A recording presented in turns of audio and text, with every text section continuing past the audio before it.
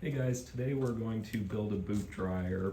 As you can see, I've already got the pieces cut and it has been assembled for a couple months now, but decided to take it apart so that way I could paint it with just some exterior grade paint. And I figured while I'm doing that, I could just show you guys what I did here and hopefully give you guys some inspiration if you're looking to build one of these, so stick around.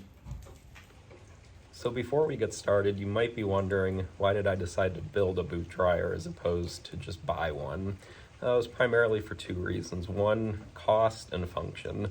So boot dryers I was looking at were 50, 60 bucks on the cheaper end. I mean, granted, there are some models that are cheaper than that, but that's kind of the price range I was looking at. But the thing is, you could only dry one pair of boots with those. I was looking to dry close to 4. My wife and I have 2 small kids who love to jump in puddles, and we also love to go camping in our camper. So being able to dry multiple pairs of boots at once was pretty important for us.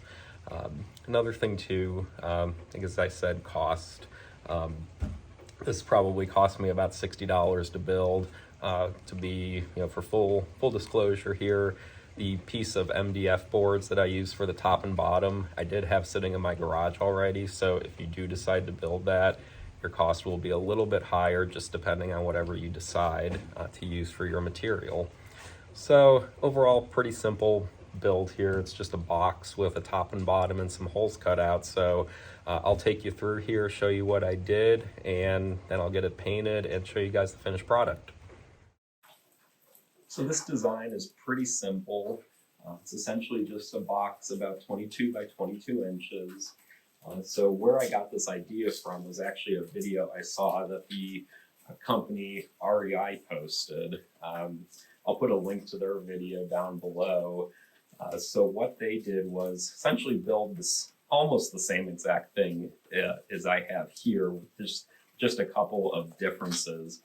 They actually have the bottom of their box just being completely open. And the idea is you put it on top of an air register inside your house, and then the warm air from your furnace will blow up through the box and then dry your shoes. And you would attach some PVC pipes right into these openings. The reason I chose not to go that route is I didn't necessarily want to have dripping shoes inside our house where we have some hardwood floors. I figured that would just kind of make a mess, and I would end up with another project on my hands trying to clean up water spots. So instead of using the air register as a heat source and a source of circulating air, I opted to go with just a fan. I'll put a link to this below from where I got it on Amazon, but it's about a 4.5 inch or so fan. Just mounts right into this hole here, which is about 5 inches in diameter, just cut with a hole saw. And the idea is you have this bottom of the box here, obviously sitting down at the bottom. And then you have 2 halves for the top. And these halves, I actually put little clasps on them so that you can remove them. And with the idea being, if you have, cold, wet gloves or wet hats, again, 2 small kids here, you can put those inside the box and the circulating air will help dry them out. I did experiment with putting some kind of heat source inside the box.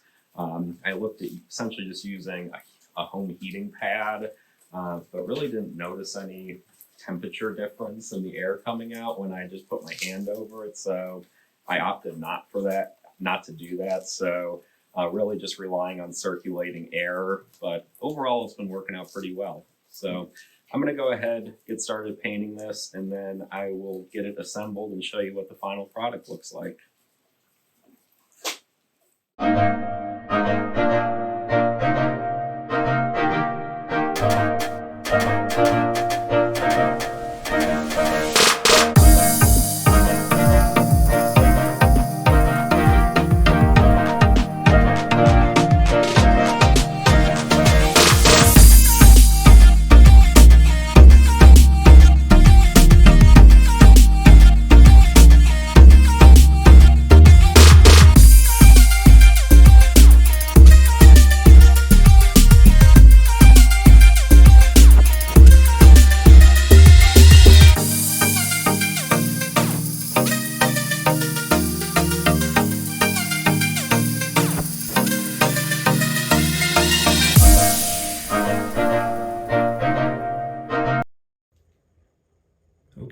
we're back. It's the next morning, paint's all dried, put everything back together. So this is what the finished product looks like.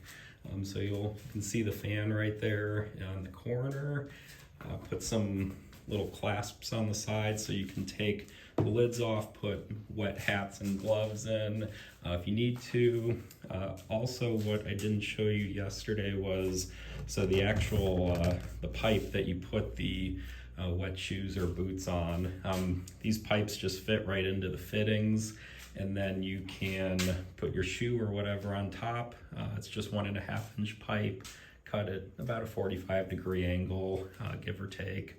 I also have a handle on the side, so that way if I need to move it around, it's easier to do so. I had mentioned that my family and I go camping a lot, so just being able to move it around quickly when we're on the go will be helpful. Also, the pipes do come apart, so that way you can put them in the box when it comes time to either break camp or just move it. Some of you may be wondering too why I didn't bother taking these flanges out when I painted yesterday. That's primarily because I got a little carried away when I was building this and actually glued them down, so wasn't able to take them apart. So that's why they were just taped yesterday when I was painting. So just to kind of give you an idea for how loud the fan is, I can turn it on, and it's not too bad.